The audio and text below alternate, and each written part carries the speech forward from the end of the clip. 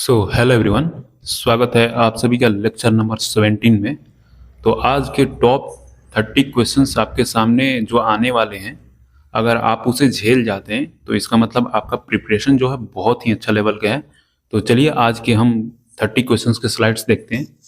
तो आप देख सकते हैं कि बहुत ही अच्छे लेवल के क्वेश्चंस आज हैं। आज तो बहुत ही अच्छे लेवल के क्वेश्चंस हैं। अगर आप इसे झेल जाते हैं ना, तो इसका मतलब कि आपके पास वो सारी क्षमताएं आ चुकी है। अब आप जो है एग्ज़ाम को टैकल कर सकते हैं, किसी भी प्रकार के हो एग्ज़ाम हो।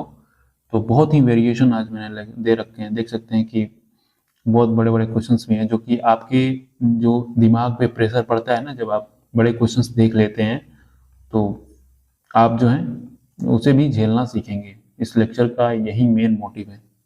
तो चलिए, अगर आप इस चैनल पर नए हैं तो चैनल को सब्सक्राइब कर लें और वीडियो को लाइक कर दें।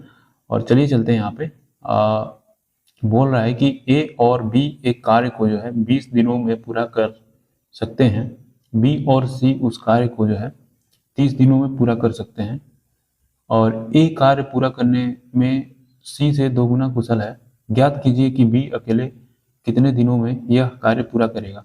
देखिए, बोल रहा है कि ए प्लस बी जो है आपका 20 दिन ले रहा है और बी प्लस सी जो है वो 30 दिन ले रहा है। और यहाँ पे अगर हम इनका टोटल वर्क निकालें तो 60 हो जाएगा। 20 यही 60, 30 दूनी का 60।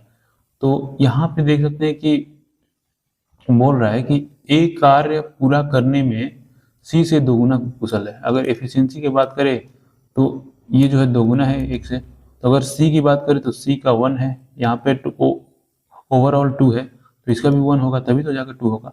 यहाँ पे ये 1 है, ये 2 है। देख सकते हैं कि यहाँ पे एफिशिएंसी भी 2 है और सी का 1 है। इसका मतलब ये सेटिस्फाई कर रहा है। मतलब जैसे कि अगर ये बराबर नहीं होता तो हमें बराबर करना पड़ता, लेकिन यहाँ पे जो है रेशियो मेंटेन है। यहाँ पे देख सकते हैं कि क्या पूछ रहा है कि ज्ञात कीजिए कि बी अकेले कितने दिनों में यह कार्य पूरा करेगा। तो यहाँ पे अगर हम बात करें तो टोटल काम 60 है और बी की एफिशिएंसी 1 है, तो आपका जो है 60 काम यहाँ पे आ जाएगा। तो चलिए यहाँ पे चलते हैं। एक संख्या का 4/5 भाग उसके 3/4 भाग के 12 अधिक है तो वह संख्या क्या है। देखिए, जब भी बटा में आता है ना, आपको मानना हो वैल्यू, तो इनका डिनोमिनेटर का एलसीएम मान लीजिए। तो 4 5 20, तो हम मान लेते हैं कि वो संख्या जो है 20 एक्स रहा होगा। और एक संख्या जो है, पहली संख्या अगर माने तो 4/5 इसका कितना हो जाएगा, 5 के 16 एक्स हो जाएगा। और यहाँ पे अगर बात करें, ये वाला था 4 5 20 यानी 5 एक्स, तो 5 3 15, तो ये 12 अधिक है, यानी कि 15 एक्स इसमें से घटाएंगे, ये यहाँ पे निकल के आएगा। एक्स का मान कितना हो गया, 12। आपको वह संख्या पूछ रहा है, इसका मतलब 20 एक्स, तो 20 गुणे 12 यानी कि 240। आप स्टेप काट सकते हैं, लिखना जरूरी नहीं होता है ना। तो चलिए यहाँ पे चलते हैं नेक्स्ट क्वेश्चन के पास। तो यहाँ पे ये इंग्लिश में दे रखा है, कोई बात नहीं, हम समझा देंगे। A man walks around a circular pond exactly once if his step is 44 centimeter long and he takes 700 steps to go around the pond. Find the area of the pond. देखिए, ये बोल रहा है कि एक आदमी जो है ना, एक सर्कुलर पॉन्ड है और उस पर जो है एक चक्कर लगाता है और उसका स्टेप जो है 44 सेंटीमीटर का गिरता है। एक स्टेप जो है 44 सेंटीमीटर का गिरता है उसका ना, और वो जो है 700 स्टेप्स लेता है उस सर्कुलर पॉन्ड को जो है एक चक्कर पूरा करने में, है ना। तो find the area of pond, मतलब उसका जो है एरिया आपको फाउंड करना है। तो यहाँ पे देखिए, एरिया फाउंड करना है तो ब्रीथ है एक तरह का, यहाँ पे सर्कुलर बोर्ड रखा है, तो यानी पाई आर स्क्वायर आपको फाउंड करना है। क्या हम अपना जो है आजमा ले फंडा 11 का मल्टीपल? जी बिल्कुल, फिर इसका सोल्यूशन भी देखेंगे हम। तो यहाँ पे क्या करते हैं, 11 का मल्टीपल देखना हो तो आपको पता है कि जो संख्याएं हैं उनके जो अल्टरनेट डिजिट होता है, इनका हम जो का जो है अंतर देखते हैं, या तो 11 आना चाहिए या तो 0 आना चाहिए। तो यहाँ पे चलिए, और 6 4 10, 7 5 12, 12 में से 10 कटेगा, जी बिल्कुल नहीं हो रहा है। 6 5 11, 6 4 10, एक ही आ रहा है यहाँ पे, ये भी नहीं होगा। 6 5 11, 7 4 11, 11 में से 11 0, ये हो रहा है। 5 4 9, 7 6 13, और ये 4 ही आ रहा है, तो ये नहीं होगा। देख सकते हैं ये आपका आंसर हो जाएगा। बाकी इसका सोल्यूशन जानना चाहिए। बाकी अगर एग्जाम में कर रहे हैं या कहीं मॉक में कर रहे हैं तो ये सभी चीज़ें आप लगाते चलिए। बाकी इसका सोल्यूशन हम देख लेते हैं। देखिए, अगर वृत्ताकार कोई चीज़ है ना, अगर हम इसका गोल गोल ऐसे ऐसे चक्कर लगा रहे हैं, इसका मतलब क्या कर रहे हैं, इसका परिधि पे हम चक्कर लगा रहे हैं। एक चक्कर लगाएं तो इसका हमने परिधि तय किया, तो यहाँ पे आपका यही तो दे रखा है कि 44 सेंटीमीटर का उसका एक स्टेप गिर रहा है, जैसे कि इसका एक स्टेप गिर रहा है 44 सेंटीमीटर। ये आपका जो है एक स्टेप जो है 44 सेंटीमीटर का है, तो एक स्टेप में 44 सेंटीमीटर चल रहा है। ऐसे ही 700 स्टेप चल रहा है, ये पूरा इसको 700 स्टेप लग जा रहा है चलने में। तो क्या ये इसके परिधि के बराबर है? जी बिल्कुल है। तो हम क्या करेंगे, 2πr जो है 44 सेंटीमीटर गुणे 700, और देख सकते हैं कि मीटर स्क्वायर में है ये सभी, तो और ये सेंटीमीटर में है, तो क्या करेंगे हम 100 से भाग दे देंगे, तो ये जो है मीटर में बन जाएगा। तो इसे हम कट कर लेते हैं, तो ये आपका मीटर में बन गया ना। और 2 गुणे 22/7 आर का वैल्यू यहाँ से मिल जाएगा आपको। तो चलिए कैलकुलेशन नहीं करेंगे, 22 दूनी का 44, 44 करके आर बराबर 49। देख सकते हैं कि यहाँ पे 49 आपका आर आ गया। अब आपको पाई आर स्क्वायर एरिया निकाल देना है, तो पाई आर स्क्वायर करेंगे 22/7, आर स्क्वायर 49, तो 7 7 49, 22 7 154 होता है, और 154 से 49 से करेंगे तो कितना हो जाएगा, 4 36, 9 5 45, 3 48, और 9 4 13, और अगर हम बात करें तो 4 4 16 हो गया, और 4 5 20, 1 21 हो गया, और 4 2 6 हो गया। तो अगर इसे आप जोड़ते हैं तो 6 हो गया, 8 6 14 हो गया, 3 1 4 1 5 हो गया, 75 46 हो गया। देख सकते हैं कि ये आ गया। तो लेकिन मैंने आपको जैसे बताया ना वैसे ही आप कीजिए। देख सकते हैं कि कितना टाइम लगा इसे, और कितना टाइम बचा सकते थे आप मल्टीपल से इसे मार्क करके, लेकिन जानना भी जरूरी होता है ना। तो चलिए हम चलते हैं। तो यहाँ पे ये क्वेश्चन है, क्या आप इसे एक ट्राई दे सकते हैं वीडियो को पॉज करके? जी बिल्कुल आपको देना चाहिए, क्योंकि ऐसा हमने बहुत सारे क्वेश्चन डिस्कस कर लिए हैं।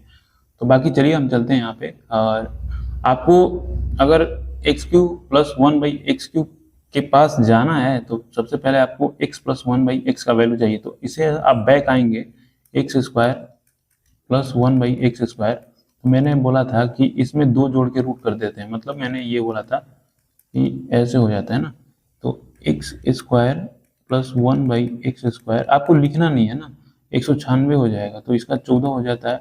और फिर से आप 2 जोड़ेंगे 16 आ जाएगा, तब के बाद डायरेक्टली लिखेंगे x + 1/x, 16 आ जाएगा रूट में, तो 4 यहाँ पे वैल्यू हो जाएगा। तो ये आपको निकालना है। तो इसका क्या फॉर्मूला होता है, n³ मतलब ये 4 का क्यूब करेंगे, माइनस में आएगा 3n मतलब 4, तो 64 हो जाएगा, तो 3 12 हो जाएगा, ये आपका 52 आंसर आ जाएगा ना। तो ये आपका आंसर हो जाएगा। तो जो आप क्वेश्चन कर चुके हैं उसको कोशिश करें कि आप प्रैक्टिस कीजिए। 2 धनात्मक संख्याओं का योग जो है 384 है, और उनका महत्तम समापवर्त 24 है। ऐसी संख्याओं को कितने योग में बनाया जा सकते हैं? देखिए ये फिक्स पैटर्न का सवाल है, आता रहता है ना। तो 2 संख्याएं होंगी और उनका HCF है। मान के चलिए HCF तो तभी होगा ना जब इसमें भी शामिल होगा और इसमें भी शामिल होगा, तभी तो HCF होगा 2 संख्याओं का ये 24। तो यहाँ पे ये बोल रहा है, और दोनों का योग जैसे कि 24A + 24B जो है कितना है, 384 है। क्या हम इसका कॉमन ले सकते हैं? जी बिल्कुल ले सकते हैं। अगर हम बात करेंगे तो 384, क्या ये कट रहा है? अगर काटते हैं तो एक बार में जाएगा 24, तो 12 हो जाएगा। कट सकता है क्या? क्या हो जाएगा, 14 हो जाएगा ना, हाँ 16 हो जाएगा। तो A + B, अब इसी का बोल रहा है कि कितने पेयर बनाए जा सकते हैं। देखिए अब ये पेयर बनेगा ना भाई, ये AB है, अब ये जो बनेगा ये को प्राइम होगा। अपने में को प्राइम मतलब उसमें कोई चीज कॉमन नहीं होगा। अब यहाँ पे आपको जोड़ के 16 लाना है, और ध्यान में रखना है कि वो संख्याएं जो होंगी वो को प्राइम होंगी अब, है ना, क्योंकि देख सकते हैं HCF आपने निकाल दिया यहाँ से। तो अब जब HCF निकल गया, HCF क्या होता है कि हाईएस्ट कॉमन फैक्टर, मतलब दोनों संख्याएं में कॉमन है। जब आपने कॉमन ही निकाल दिया तो अब जो संख्याएं बची वो तो को प्राइम है, मतलब कि मैं क्या बता 5 7 है, तो इसमें कोई भी चीज कॉमन नहीं है। तो ऐसे ही संख्याएं आपका यहाँ पे पेयर बनेंगी। तो अगर आप यहाँ पे 1 रखते हैं और यहाँ पे 15 रखते हैं, इसमें कुछ चीज़ कॉमन नहीं है, मतलब 1 तो रहेगा ही, वो ऑब्वियस सी बात है। तो ये जो है आप देख सकते हैं यहाँ पे, है ना? अब बाकी अगर 2 लेते हैं तो इधर आपको 14 रखना पड़ेगा, जो कि आपका ये होगा नहीं, है ना? और ऐसे ही यहाँ पे हम रख लेते हैं, अगर आप रखते हैं 3 रखते हैं, आप इधर 1 बढ़ाएंगे, इधर 1 घटाते जाएंगे, इसमें कोई वो है नहीं। 13 ये हो सकता है ना? हो सकता है क्या, वो हो गई। इधर 4 रखते हैं, इधर 12, ये नहीं होगा। इधर 5 रखेंगे और इधर 11 रखेंगे, ये होगा। और इधर 6 रखेंगे और इधर 10 रखेंगे, ये नहीं होगा क्योंकि कॉमन आ रहा है। फिर यहाँ पे चलते हैं और एक 7 है और यहाँ पे 9 है, ये हो जाएगा। 8 ये देख सकते हैं कि इसमें कॉमन है। अब नहीं जाएंगे क्योंकि अगर यहाँ पे 9 जाएंगे फिर 7 आ जाएगा, अब रिपीटेशन हो जाएगा। तो हम देख सकते हैं कि कितने बने हमारे, ये एक बना, 1 2 3 4, तो हमारा 4 आंसर हो जाएगा। तो आई होप आप समझ रहे होंगे कि मैं क्या बोलने की यहाँ पे कोशिश कर रहा था। तो ऐसे ही आपको सोल्व करना है इस टाइप के क्वेश्चन को। तो यहाँ पे बोल रहे हैं कि त्रिभुज ABC में कोण A बराबर 90 डिग्री और AB 6 सेंटीमीटर है, AC बराबर 8 सेंटीमीटर है। तो AD BC के लंबवत है, तो AD का लंबाई, चलिए यहाँ पे बनाते हैं। A जो है समकोण है, तो कुछ इस प्रकार बनेगा ये। तो यहाँ पे देख सकते हैं और यहाँ पे नाम दे लेते हैं, ये ABC है ना? तो BC AD जो है BC से लंब है, AD BC से लंब है, AD हो गया ये, तो AD है ना, ये 90 डिग्री है, आपको पता होना चाहिए। तो AD की लंबाई ज्ञात करें, तो AB जो है आपका 6 दे रखा है, AC जो है आपको 8 दे रखा है, और आपको जो है देख सकते हैं कि क्या ये आपको ट्रिपलेट पता है, 3 4 5 का, 3 दूनी के 6 है, 4 दूनी का 8 है, 5 दूनी का 10 होगा ये, है ना? तो जब भी आपको इस प्रकार का सिचुएशन दे रखा हो और आपसे AD का वैल्यू पूछे, तो आपको कुछ नहीं करना है, आपको क्या करना है कि इन दोनों का AB गुणे AC बराबर AD गुणे ये BC, है ना? ये आप नोट कर लीजिए ये वैल्यू को, है ना? ये बहुत बार रिपीट होता है भाई इसे। तो क्या है, AB 6 और 8, AD हमें नहीं पता है, इसी को निकालना है, और BC जो है आपका 10 है। तो अगर हम बात करें तो AD को इधर ही छोड़ देते हैं और 10 को नीचे लेके आते हैं। 10 को नीचे लेके आएंगे तो 8 48, यानी 4.8 आपका आंसर हो जाएगा, ये हो जाएगा आपका आंसर। तो इस रिजल्ट को आप नोट कर लीजिए, है ना? तो 10% वार्षिक चक्रवृद्धि ब्याज पे 2 वर्ष के लिए एक धनराशि निवेश किया जाता है। यदि ब्याज की अर्धवार्षिक गणना की जाए तो इससे जो है इतना अधिक ब्याज प्राप्त होता है, तो निवेश की गई धनराशि याद कीजिए। देखिए, जब भी आपको CI का क्वेश्चन दिखता है तो पहले बार में उसे नमस्ते बोल के उसको साइड कीजिए ना, नहीं तो वो आपका टाइम खा जाएगा। तो यहाँ पे अगर हम बात करें तो 10% का चक्रवृद्धि ब्याज 2 वर्षों के लिए बोल रहा है, तो इसका जो है नेट रेट बन जाएगा आपका 21% हो जाएगा।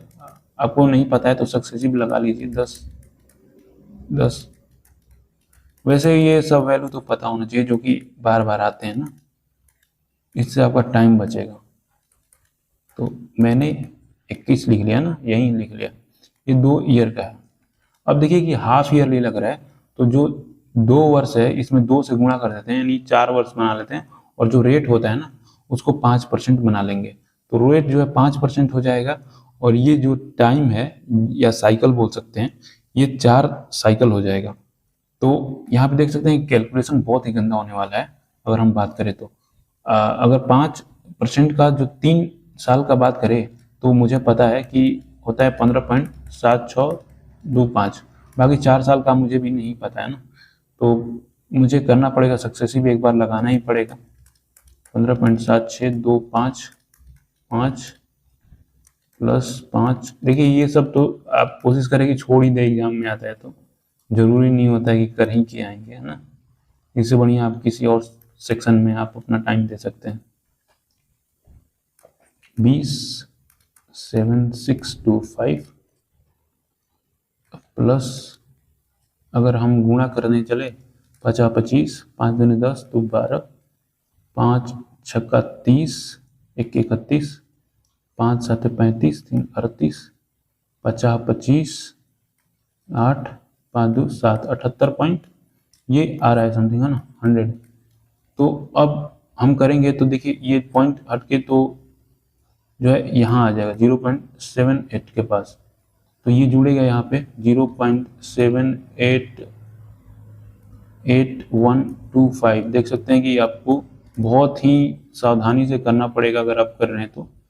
8 2 10, 8 6 14, 1 15, 7 7 14, 15, 1 21। देख सकते हैं कि अब इसी का अंतर जो है ना, ये यहाँ पे दे रखा है 21 और ये इतना दे रखा है, तो 21 तो पूरा चला जाएगा। अब जो बचेगा यही तो बचेगा भाई, यही तो बचेगा। ये नीचे लिखते हैं, आपको पता है, और जो एक्चुअल वैल्यू है ऊपर लिखते हैं 625, ये इतना है। और यहाँ पे आप देख सकते हैं कि 17 6 2 है और आपको 100% का वैल्यू निकालना है। तो ये देख सकते हैं कि कुछ इस प्रकार आपको देखने को मिल रहा है। तो देखिए आप इसको करेंगे, डेसिमल को हटाएंगे, 2 2 4 2 6, 0 जुड़ेगा, तो यहाँ पे जोड़ देते हैं 1 2 3 4 5 6, और कैलकुलेशन आपको ये बन रहा है। तो मेरे पास स्पेस है नहीं, आपके पास बहुत सारा स्पेस होगा ना, तो आप कर सकते हैं। बाकी मैं यहाँ पे कैलकुलेटर का हेल्प लूँगा आपके सामने। तो कैलकुलेटर महाराज ओपन हो रहे हैं और यहाँ पे देख सकते हैं कि किस प्रकार से हम करेंगे। तो 17 6 2 1 दर्जन 0, 1 2 3 4 5 6 7 8 भागा 5 5 0 6 2 5। देख सकते हैं कि आपको यहाँ पे अगर दिख रहा है तो ये कुछ वैल्यू निकल के आ रहा है। तो कैलकुलेटर महाराज यहाँ पे लॉक किया जाए ना, तो हमने लॉक कर दिया ये वैल्यू। तो देख सकते हैं कि किस प्रकार का ये क्वेश्चन था और एनटीपीसी में पूछा गया है। तो भाई मैं तो लेके आके करा देता हूँ आपको, और बता देता हूँ कि ऐसे क्वेश्चन आपको नहीं करने हैं, आपको एग्जाम में आ जाते हैं। तो यहाँ पे आपको जो है सावधानी पूर्वक आपका एग्जाम अटेम्प्ट करना होता है, नहीं तो आपका अदर सेक्शन पे इम्पैक्ट पड़ेगा बहुत बुरा। तो यहाँ पे देखते हैं कि दो मीनारों के बीच की क्षैतिज दूरी जो है इतना दे रखा है। पहली मीनार की चोटी का अवनमन कोण दूसरी मीनार के शीर्ष से देखने पर 30 डिग्री है। यदि दूसरी मीनार की ऊंचाई 130 मीटर है तो पहली मीनार की ऊंचाई ज्ञात करें। देखिए दो मीनारें हैं और ये एक रहा और ये एक रहा, है ना, और जो अवनमन कोण बन रहा है यहाँ से इसके शीर्षों के बीच अगर हम बात करें तो देख सकते हैं कि ये जो है 30 डिग्री का बन रहा है। कहाँ से बन रहा है? दूसरे से, जिसकी ऊंचाई जो है 130 है। अवनमन कोण देखिए यही होता है भाई, अवनमन कोण और उन्नयन कोण कुछ होता नहीं है, ये होता है अवनमन कोण, है ना। यहाँ से कोई व्यक्ति खड़ा है, देख रहा है वस्तु को, तो ये अवनमन कोण बनता है। और ये जो है आपने पढ़ा होगा, ये जो पैरेलल होती है, तो ये जो आप देख रहे हैं जो जेड बनता है ना, तो ये आपका क्या हो जाता है, ये कोण बराबर हो जाते हैं एकांतर कोण से। ये जो कोण है और ये कोण है, आपको पता होगा ना। तो और बेसिकली होता नहीं कुछ, ये हो गया और ये हो गया, तो यहाँ पे जो कोण होगा ये यहाँ पे बराबर हो जाएगा। मतलब अवनमन कोण को उन्नयन कोण की तरह ही ट्रीट करते हैं और कुछ नहीं है। तो बेसिक सी बातें हैं, आपको जानना चाहिए।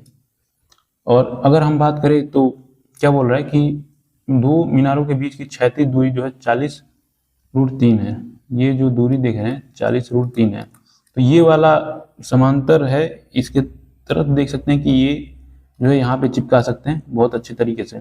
और ये 30 है तो इसका रेशियो 1 होता है और इसका √3 होता है, इसका पूरा हम बता रहे हैं। तो √3 का दे रखा है आपका 40√3, तो 1 का कितना हो जाएगा 40√3, √3 40 हो जाएगा।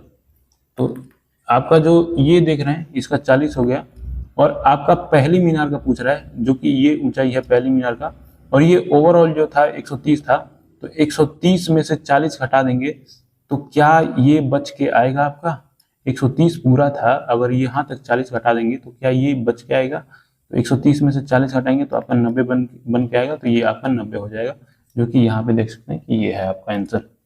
तो आपने बहुत अच्छे तरीके से कर लिया होगा इसे। और ए एवं बी एक कार्य को क्रमशः 40 दिनों और 60 दिनों में पूरा करते हैं। वे कुछ दिन एक साथ में काम करते हैं और बी कार्य को छोड़ देता है। यदि ए बचा हुआ कार्य को 10 दिनों में पूरा करता है तो ज्ञात कीजिए कि बी ने कितने दिनों के लिए कार्य किया था। देखिए यहाँ पे बहुत ही सिंपल क्वेश्चन है कि ए बी बोल रहा है और ये 40 दिन करता है, ये 60 दिन करता है। अगर टोटल वर्क की बात करें तो 120 हो जाएगा, यहाँ पे 3 हो जाएगा और ये 2 हो जाएगा। तो हमें नहीं पता कि कितने दिनों तक काम किया और बी कार्य को छोड़ देता है। अब हमें ये पता है कि ए जो है ना वो 10 दिनों तक पूरा करता है अकेले, तो 10 दिनों तक पूरा करेगा, 3 की एफिशिएंसी से 10 3 30 काम पूरा कर देगा। तो ये 3 काम ये पूरा कर देगा, 9 काम जो है बचा होगा। अब 90 काम जो है ना वो साथ कर रहे होंगे पहले, तो साथ कर रहे होंगे, इसका मतलब बी भी होगा और ए भी होगा। तो इनकी एफिशिएंसी जो है 5 होगी और 5 होगी तो हम 5 से भगा देंगे यानी 18। तो क्या बोल रहा है कि ज्ञात कीजिए बी ने कितने दिन, तो बी ने जो है साथ साथ काम किया भाई 18 दिन और फिर बाद में छोड़ के चला गया, 18 दिन ही आपका आंसर हो जाएगा। आई होप आप समझ पा रहे होंगे। और यहाँ पे अगर हम बात करें तो 27 किलोमीटर प्रति घंटा की चाल से चल रही 188 मीटर लंबी रेलगाड़ी इतने लंबी सुरंग को पार कर रही है, समय कितना, समय बराबर में क्या होता है दूरी बटा विचार। ये दूरी मैंने बताया था कि आपको जुड़ जाएगा, जब रेलगाड़ी होता है और सुरंग होता है तो दोनों का दूरी जो है जुड़ जाता है। 8 2 10, 8 7 15, 1 16, 4 1 5 1 6 है ना। तो और चाल आपको जो है दे रखा है यहाँ पे, आपको सेकंड में ज्ञात करना, तो इसको आपको चेंज करना होगा। 5/18 कर ले, 2 नावा 3 नावा, 25 15 और 2 ऊपर चला जाएगा। तो अगर हम काटते हैं 15 चौका 60, 6 15 चौका 60, 44 दूना 88 हो जाएगा, 88 आपका आंसर हो जाएगा। आई होप आप समझ रहे होंगे। देख सकते हैं कि बोल रहा है कि एक बैंक अर्धवार्षिक आधार पर गणना करके 2.6% वार्षिक चक्रवृद्धि ब्याज प्रदान करता है। एक ग्राहक किसी वर्ष के 1 जनवरी को इतना और 1 जुलाई को इतना जमा करता है, वर्ष के अंत में उसे ब्याज के रूप में मिलने वाली राशि क्या है। देख सकते हैं कि फिर से एक मनहूस सवाल आ गया आपके सामने, जिसे कि आपको एग्जाम में बिल्कुल भी नहीं करना है, क्योंकि देखिए हर क्वेश्चन करने वाला थोड़ी आता है यार, वो तो अभी सी बात है। और मैंने डिफरेंट जो है एग्जाम से बहुत बेस्ट क्वेश्चन उठाया है, इसीलिए आपको देखने को मिल रहा है, क्योंकि भाई हल्का फुल्का चीज़ तो हम कराते नहीं है, आपको पता ही है। तो यहाँ पे ये पैटर्न आपके दिमाग में अब घुस गया होगा, कैसे कि 2-3 बार आ चुका है ना। तो मैं यहाँ पे बता रहा हूँ कि 1 जनवरी को जो है इसे हम लोग 100 मान लेते हैं ना, इसे 100 मान लेते हैं। तो ये 100 है, तो देख सकते हैं ये भी सेम है, ये भी 100 हो जाएगा। तो 1 जनवरी को बात करें तो 1 जनवरी को यहाँ पे 100 रुपया जो है जमा किया गया है, और यहाँ से 6 मंथ चलाइए और यहाँ पे 1 जुलाई आया, तो यहाँ पे 100 तो था ही, उसके साथ बोल रहा है कि इतना जमा करता है और 100 जमा कर रहा है यहाँ पे, और 1 साल के लिए चलता है ये। तो देख सकते हैं कि यहाँ पे, और आपको पैटर्न मैंने बोला था कि याद कर लीजिए इसका ना। तो यहाँ पे देख सकते हैं 2.6 आपका जो है ब्याज लग रहा है। तो यहाँ पे 1 साल का डायरेक्ट हम ब्याज निकालते हैं 100 पे 2.6%, तो आपका जो है 2.6% यहाँ पे आएगा ना, परसेंटेज नहीं लिखते हैं, चलिए कोई दिक्कत की बात है नहीं। तो यहाँ पे तो लग गया। अब जो है इसका काम खत्म हो गया, अब इस पे नहीं, मैंने आपको समझाने के लिए लिया है कि भाई 100 पहले था और 100 फिर ये आगे जुड़ रहा है, इस पे अब कोई काम नहीं करना है आपको, है ना। अब जो काम करना है ये 6 मंथ का जो लगेगा इस पे लगेगा। 6 मंथ का कितना हो जाएगा, रेट जो है आधा हो जाएगा। तो 26 है तो 1.3, मतलब 2.6 है तो 1.3 हो जाएगा यहाँ पे, तो 1.3 हो जाएगा। अब क्या करना है, आप इस स्टेप को ध्यान से याद रखिए, क्योंकि यही आप भूलेंगे। अब जो हमने लगाया था वो तो 1 साल का लगा दिया था, जो 6 मंथ वाला बचा था, वो जो ब्याज पे ब्याज बचा था वो हमने अभी नहीं लगाया था, जो कि यहाँ पे अभी बाकी है। 1.3 ब्याज था, अब इस पे भी 1.3% इसका यहाँ पे निकालना था। 13 का स्क्वायर 169 हो जाता है। यहाँ पे पहले से 2 डेसिमल के बाद होगा, लेकिन 2 और आएगा, तो यहाँ पे आपका कुछ इस प्रकार बनेगा ये वैल्यू। तो देख सकते हैं कि कुछ इस प्रकार बना है 0169, ये आ गया 961 तो 3 9 2 1 3। देखिए बहुत लोग जो है इसे छोड़ के भाग जाएंगे क्योंकि उनके बस की बात है नहीं ना, इसीलिए हैंडल नहीं कर पाएंगे तो लेक्चर छोड़ के चले जाएंगे। और अगर बात करें तो आप देख सकते हैं कि 100 का वैल्यू हमने ये माना था 8565 और जो कि हमें निकालना है 3.9169। तो देखिए आप इसे कैलकुलेट कर सकते हैं, बाकी तो हमारे पास उतना टाइम है नहीं ना, क्योंकि लेक्चर रिकॉर्ड कर रहे हैं तो फिर से हम निकालेंगे कैलकुलेटर। अब देखिए ये तो बहुत लोग नहीं करा रहे हैं, मैं तो करा रहा हूँ, तो कम से कम कैलकुलेटर तो यूज कर ही सकता हूँ ना। बाकी कोई इशू नहीं था, आप ऐसे भी कर सकते थे। 8565 गुणे 3.9169, तो आप देख सकते हैं कि 33.5 फिर पॉइंट आ जाएगा क्योंकि 100 है ना, 2 डेसिमल यहाँ पे आ जाएगा, तो 335 के आसपास कोई आ रहा है, तो ये आ रहा है आपका। देख सकते हैं कैलकुलेटर हो तो क्या कुछ नहीं हो सकता है भाई, मतलब बहुत ही आसान बन जाएगा मैथ। फिर तो मैथ का पूरा जान ही कैलकुलेशन है। तो यहाँ पे देख सकते हैं कि अलजेब्रा है और आपको बेसिकली कुछ करना नहीं होता है, अगर आपको पता है तो ये आपको दे रखा है, तो जब आप इसे ऊपर भेजते हैं तो पावर जो है भागा में घटता है, गुणा में जुड़ता है, 9 - 7 ए का स्क्वायर हो जाएगा। तो मैं यही बताने की कोशिश कर रहा हूँ, तो डायरेक्टली कर लीजिए, ए का स्क्वायर, यहाँ पे बी का पावर 4 हो जाएगा, तो सी। ये तो बहुत ही बेसिक सा क्वेश्चन था जो कि यहाँ पे दे रखा है आपको। तो यहाँ पे बोल रहा है कि समान लंबाई की 2 ट्रेनें समांतर पटरियों पर एक ही दिशा में है, ये आपको चाल दे रखा है, से चल रही है। तेज चलने वाली ट्रेन धीमी चलने वाली ट्रेन को 45 सेकंड में पार करती है, तो प्रत्येक ट्रेन की लंबाई कहती है। तो वीडियो को पॉज करें और इसे एक ट्राई दें, और ताकि आपका रिवीजन भी चलता रहे, क्योंकि मैंने इसे बता दिया पहले बहुत लेक्चर्स में। तो चलिए, अगर आपने कर लिया है तो बहुत ही अच्छा है, आप अपना आंसर मिला सकते हैं। देखिए 2 ट्रेनें हैं जो कि समान लंबाई है इनके ना, और आपको प्रत्येक ट्रेन की लंबाई निकालनी है। जो भी लंबाई आएगी उसे आपको 2 से भाग देना होगा ना, देख सकते हैं। और ये समान दिशा में चल रहे हैं, यानी रिलेटिव स्पीड इनके घट जाएंगे, 6 हो जाएगा और आपका जो है आपका 7 हो जाएगा। तो अगर हम बात करें तो आपको क्या करना है, लंबाई क्या है, दूरी बराबर क्या होता है, चाल गुणे समय। तो चाल यहाँ पे है तो इसे आपको मीटर प्रति सेकंड में चेंज करना होगा, और आपको जो है 45 सेकंड यहाँ पे दे रखा है। 2 नवा 5 नवा 45 है ना, 38 दूनी 76 हो जाएगा। और मैंने बोला कि 2 से भाग देना होता है, ये तो आगे 2 ट्रेनों की लंबाई, यहीं पे आप 2 से भाग दे दीजिए और कैलकुलेशन को थोड़ा खत्म कीजिए। तो यहाँ पे देखेंगे तो 50 25 एक ही में आ रहा है, 5 यूनिट डिजिट तो यही होगा, बाकी कर लीजिए। 19 पैसे 95 और 5 50 25 5 9 45 2 47, आप देख सकते हैं कि आंसर वहीं आ गया। तो यहाँ पे बोल रहा है कि एक वर्गाकार भूखंड का क्षेत्रफल ये है, तो भूखंड की प्रत्येक भुजा क्या होगी। तो देखिए इस क्वेश्चन को लेने का मेन मतलब ये है कि कैलकुलेशन यहाँ पे आपको सिखानी थी।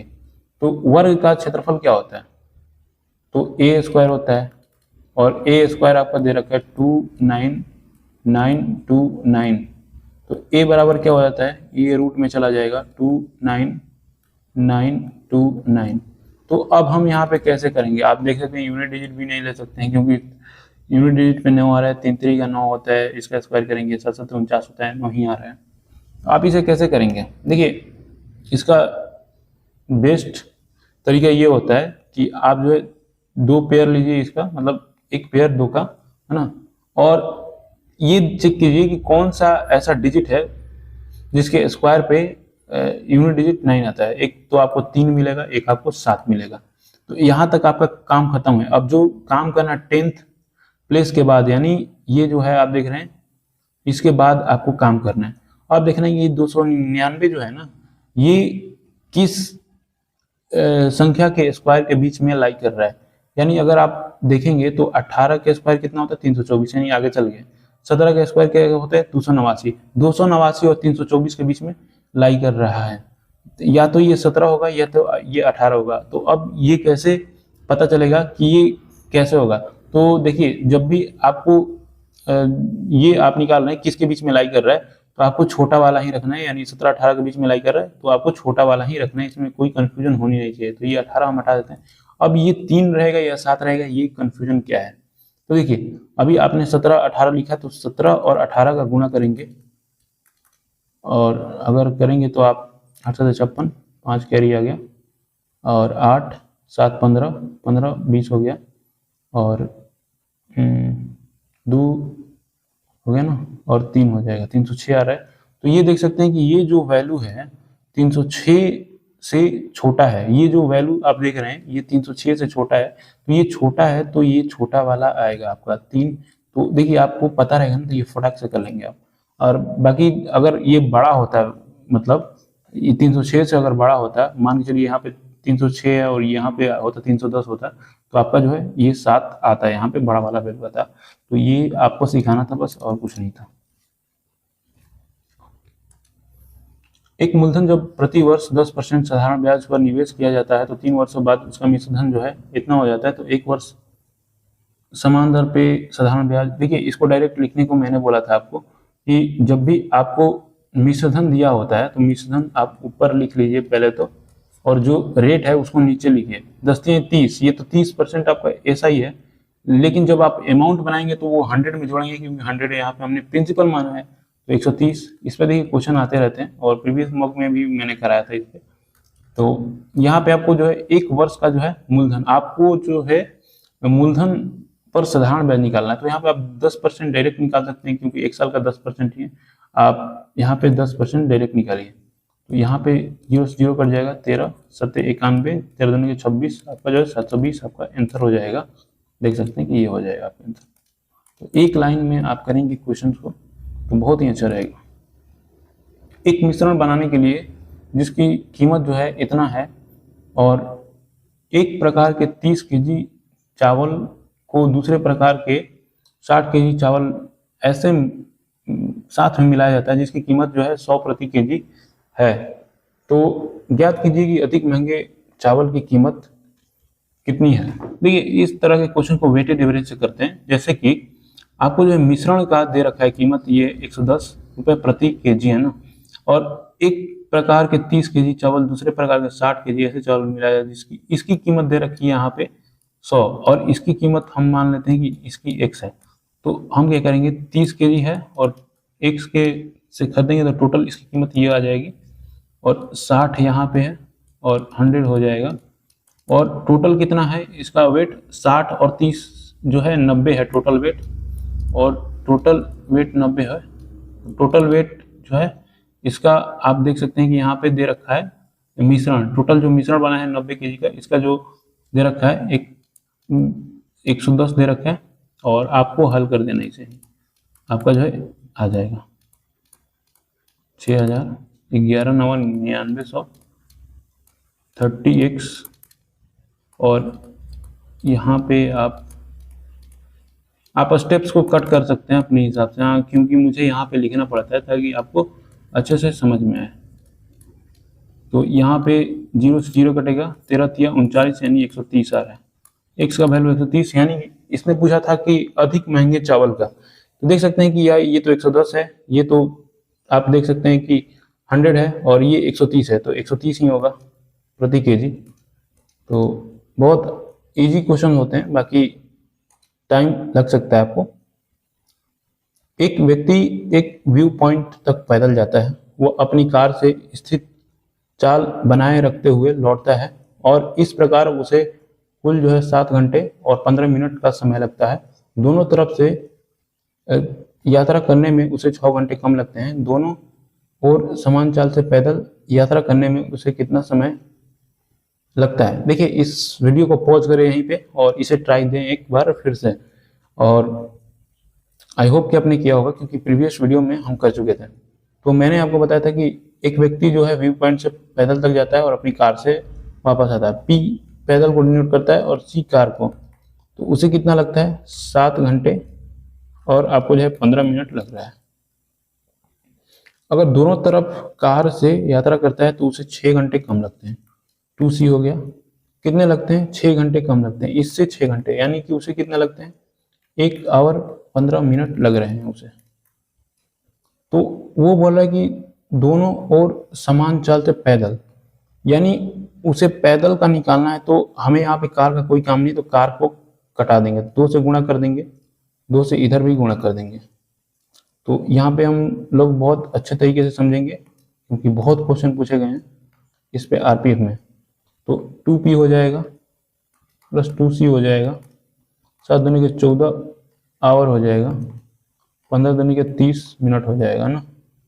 2c हो जाएगा 1 आवर हो जाएगा, 15 मिनट हो जाएगा।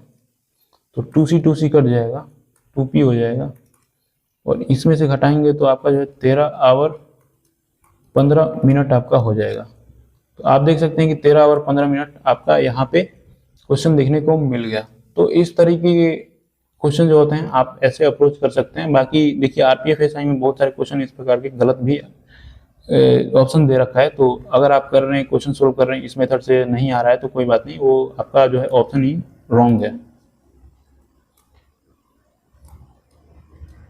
यहाँ पे बोल रहा है कि यदि किसी गोले का पृष्ठीय क्षेत्रफल ये दे रखा है, तो गोले का व्यास, तो गोले का पृष्ठीय क्षेत्रफल क्या होता है? 4πr² होता है। और ये आपका दे रखा है एक, ये आपका ये कुछ दे रखा है ना।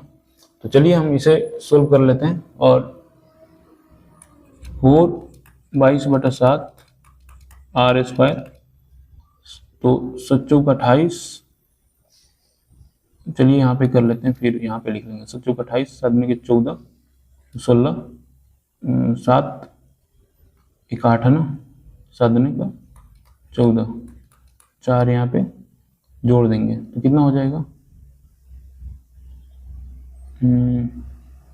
कुछ हमने गलत कर दिया क्या? नहीं, कुछ गलत नहीं किया। तो यहाँ पे हम जोड़ेंगे तो 8 4 12 हो जाएगा, और 6 1 7 हो जाएगा, 8 हो जाएगा, 14 हो जाएगा, 7, 7 दूनी 14 हो रहा है क्या? कटेगा तो नहीं, बिल्कुल नहीं कटेगा, ये कट जाएगा 7 से 7। और अगर हम कटाने की बात करें तो 4 से भी कट जाएगा ये, तो 4 3 12, 4 7 28, 3 4 8 32 है ना, 8 7 15, 3 1 4, जी बिल्कुल 11 से भी कट जाएगा। अगर 22 इधर लाते हैं तो इधर r² बचेगा, जैसे कि r² इधर बच गया, 3 7 1 8, 22 एक बार में जाएगा। और यहाँ पे बात करें तो कितना आ गया? 17, तो 22 छक्का 22 7 154 होता है ना, तो 22 7 154 होता है। तो यहाँ पे देख सकते हैं। और बाकी अगर हम बात करें तो क्या हो सकता है, एक सेकेंड, थोड़ा सा इसे हम क्या कर रहे हैं कि 11 2 कर रहे हैं, 11 से काटते हैं, 11 दूनी के 22, 11 3 33, 4 11 3 33, 11 8 88, 2 एक बार में जाएगा, 1 2 छक्का 12, 1 2 9 18। तो r का वैल्यू आपका जो है 13 आ गया। तो आपसे क्या पूछ रखा है? व्यास पूछ रखा है, तो 13 दूना 26 हो जाएगा, क्योंकि दोगुना होता है व्यास। तो ये आपका आंसर आ जाएगा। तो आप जो है कैलकुलेशन को जितना फास्ट करेंगे, जितना स्टेप को कट करेंगे, उतना आप फास्ट कर पाएंगे। दिए गए प्रेक्षणों का समांतर माध्य ज्ञात करें। तो आपको जो है माध्य निकालना और कुछ करना है नहीं। यहाँ पे 6 3 9 8 17 27 12 39 53 53 18, क्या हो जाएगा? 53 18 71 71 24 95 95 31, देख लेते हैं, 6 9 3 12, आपका जो है 126 में कितने हैं? 1 2 3 4 5 6 7 8 9 है। तो 14 9 126 होता है, आपको पता है। तो 14 हो जाएगा इसका आंसर।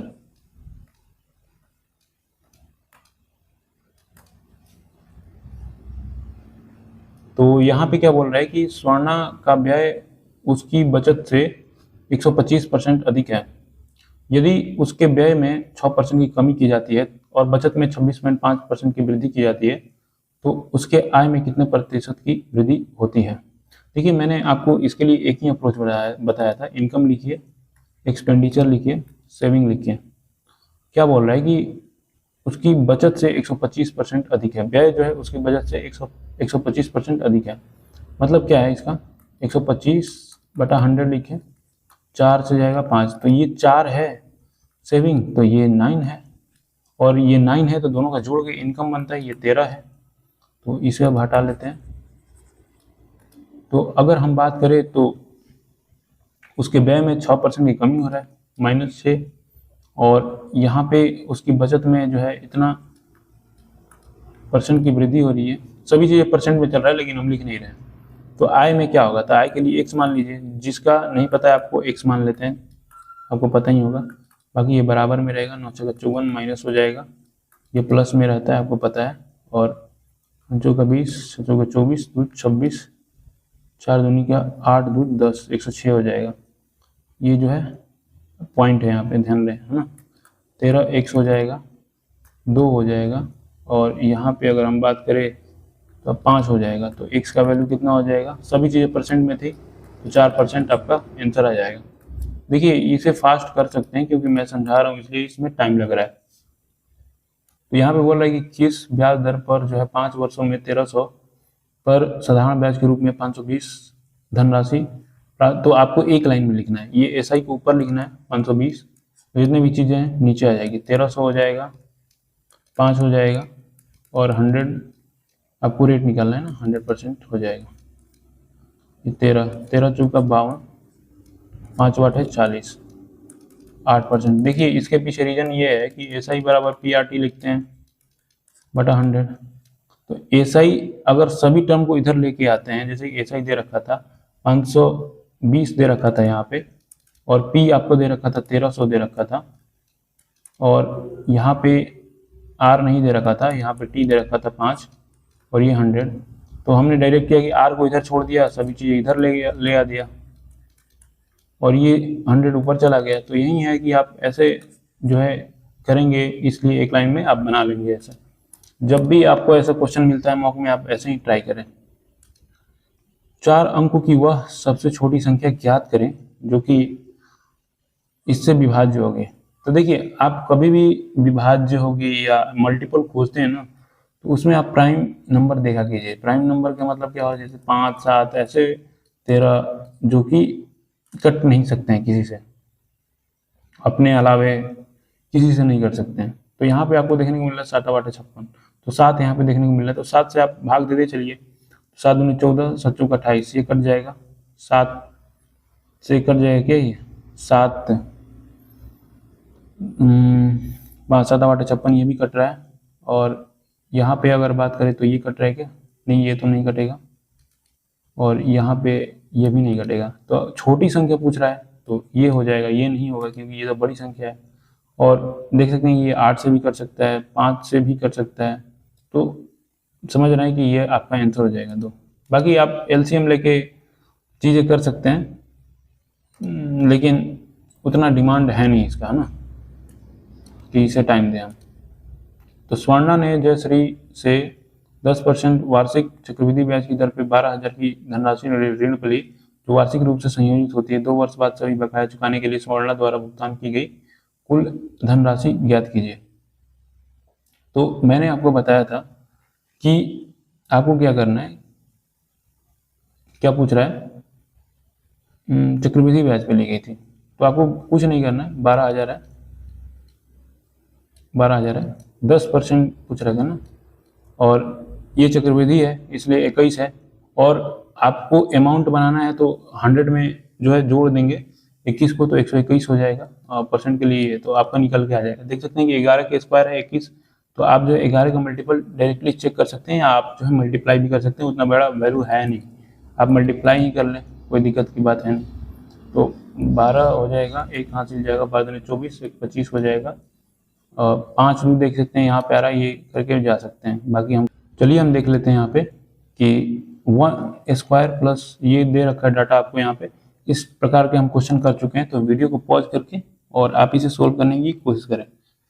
तो देखिए यहाँ पे आपको दे रखा है कुछ, और हमने यहाँ पे 3 का स्क्वायर देखा और 3 3 का 9, और हम मल्टीपल पे पहुंचे कि 9 का मल्टीपल कौन है। 6 3 9 5 4 9 ये है, 3 2 5 1 6 नहीं है, 5 5 10 दोबारा ये नहीं है, 7 7 14, तो ये आपका आंसर हो जाएगा। तो मैंने कैसे किया, मैंने आपको बताया है कि ये आपको दे रखा है, तो इसे क्या आप ऐसे लिख सकते हैं क्या, 3 स्क्वायर को कॉमन ले लेंगे, 1 स्क्वायर हो जाएगा, 2 स्क्वायर हो जाएगा।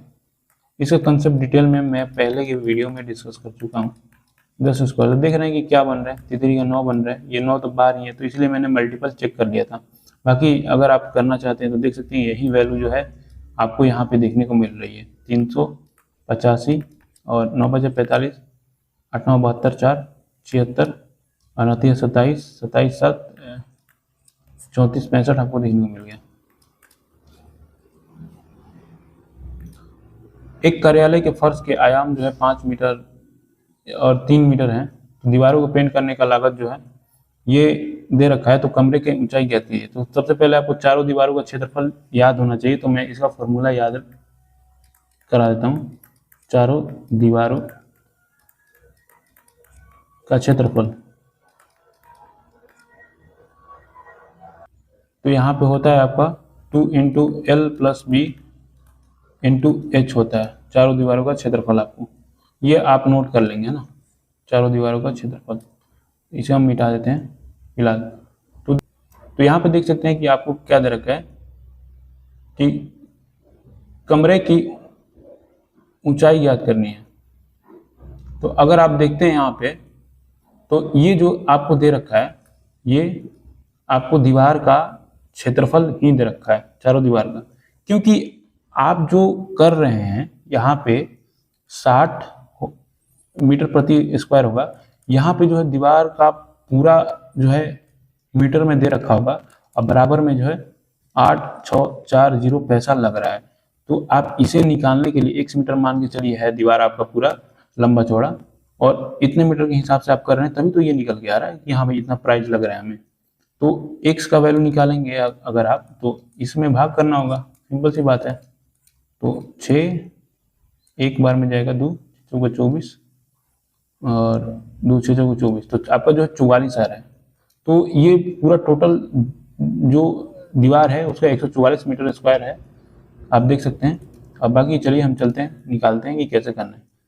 तो 2 इंटू एल क्या हो जाएगा 5 और बी हो जाएगा, और एच यहाँ पे हो जाएगा, और हमने 144 निकाला है यहाँ पे, 72 दूनी का 144 हो जाएगा, और 5 3 8 हो जाएगा, एच हो जाएगा 72 हो जाएगा, 8 9 72 हो जाएगा, एच बराबर आपका 9 हो जाएगा। तो यही तो आपसे पूछ रहा था, सिंपल सा क्वेश्चन था। देख सकते हैं कि यहाँ पे दे रखा है कि एक शहर का जनवरी महीने के पहले 16 दिनों का औसत जो है तापमान इतना है, और महीने के आखिरी 16 दिनों का औसत तापमान 26 डिग्री सेंटीग्रेड है। यदि पूरे महीने का औसत तापमान 24 डिग्री सेंटीग्रेड है, तो 16वें दिन का तापमान कितना होगा।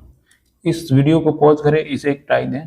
और आपने ये क्वेश्चन बहुत किया है और मैंने पहले कराया भी है, लेकिन लैंग्वेज से आपको पता नहीं चल रहा होगा, तो चलिए हम करते हैं। देखिए, जनवरी कितने दिनों का होता है, 31 दिनों का होता है, तो पूरे महीने का औसत तापमान दे रखा है, मतलब 31 दिनों का तापमान दे रखा है, ये 24 दे रखा है, और 16 दिनों का, पहले 16 दिनों का कितना दे रखा है, 22 दे रखा है, और ये आखिरी 16 दिनों का कितना दे रखा है। अब आपको थोड़ा सा पता चल रहा होगा कि हाँ हमने किया इस तरह का, तो 16 16 32 हो गया, और ये 31 है। तो हम यहाँ पे क्या देखते थे कि भाई ये जो है कितना कम या ज़्यादा है, ये 1 है, और ये जो है ज़्यादा है ना, इससे मतलब इसको ओवरलैप कर रहा है। तो जब ये ओवरलैप करता है तो एवरेज में जो भी होता है, बढ़ता है घटता है, उसी हिसाब से हम लोग लिखते हैं। मतलब माइनस हो रहा है तो माइनस ही लिखते हैं, प्लस हो रहा है तो प्लस ही लिखते हैं। तो इसका कंसेप्ट हम डिटेल में डिस्कस कर चुके हैं पिछले की वीडियो में। तो देख सकते हैं कि 1 है, 1 लिखते हैं और फिर हम एवरेज लिखते हैं, और यहाँ पे हम देख रहे हैं कि 22 है जो कि एवरेज से 2 कम लेके आया है, तो -2 करेंगे और ये 16 हो जाएगा। अगर हम बात करेंगे तो 26 है यहाँ पे, जो कि +2 लेके आ रहा है, और ये जो है आपको 16, तो देखेंगे कि 16 दूनी 32, 16 दूनी 32, ये कट जा रहा है, तो आपका जो है 24 ही हो जाएगा आंसर। तो देख सकते हैं कि बहुत ही अच्छा क्वेश्चन था। चलिए देखिए, ये आपके लिए है बहुत ही अच्छा क्वेश्चन। और ये क्वेश्चन कराने का मेन मकसद ये है ना कि जब आप ऐसे बड़े बड़े क्वेश्चंस लैंग्वेज वाले देखते हैं तो आपका जो दिमाग है ना वो काम करना बंद कर देता है। आप थोड़ा सा एंग्शियस हो जाते हैं, थोड़ा सा इसमें मिस्टेक करने लग जाते हैं।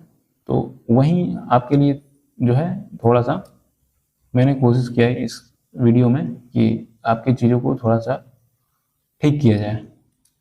तो यहाँ पे देख सकते हैं कि दो उम्मीदवारों के बीच जो है चुनाव में यहाँ पे Y% है।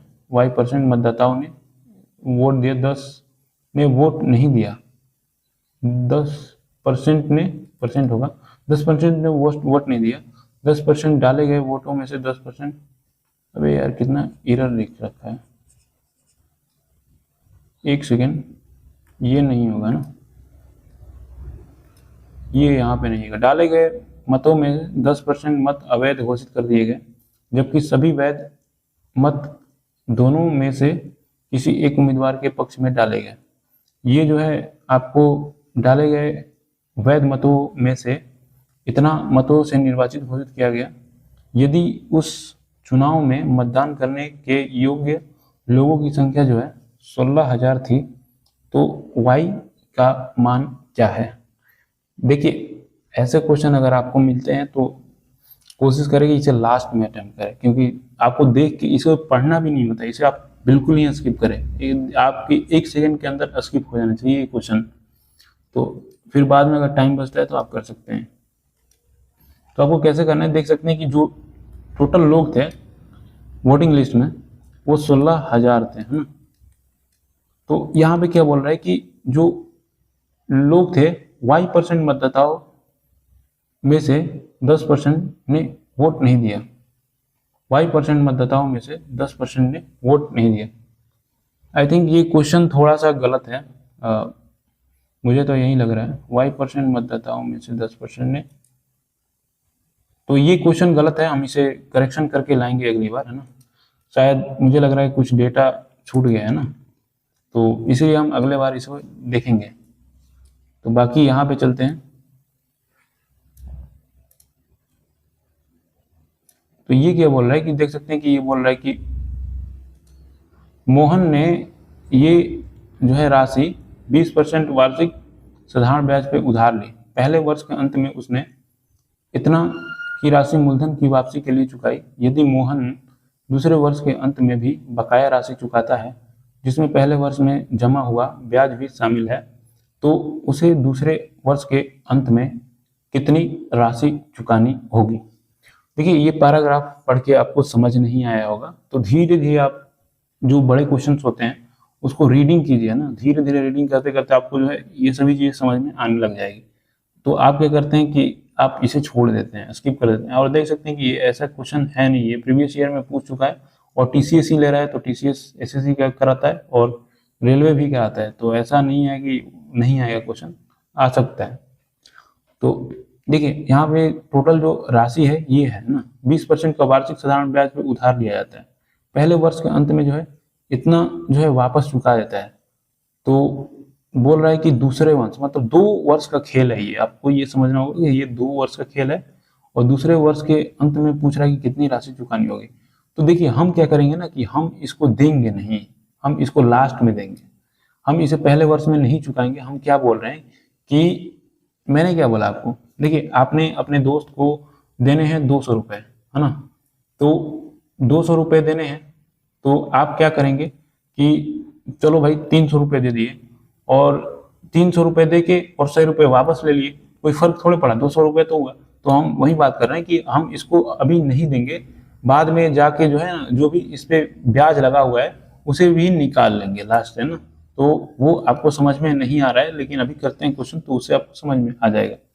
तो यहाँ पे अगर आप बात करेंगे तो आपको दे रखा है 422,092, तो 20% का जो है 2 साल का ब्याज क्या हो जाएगा, 40%।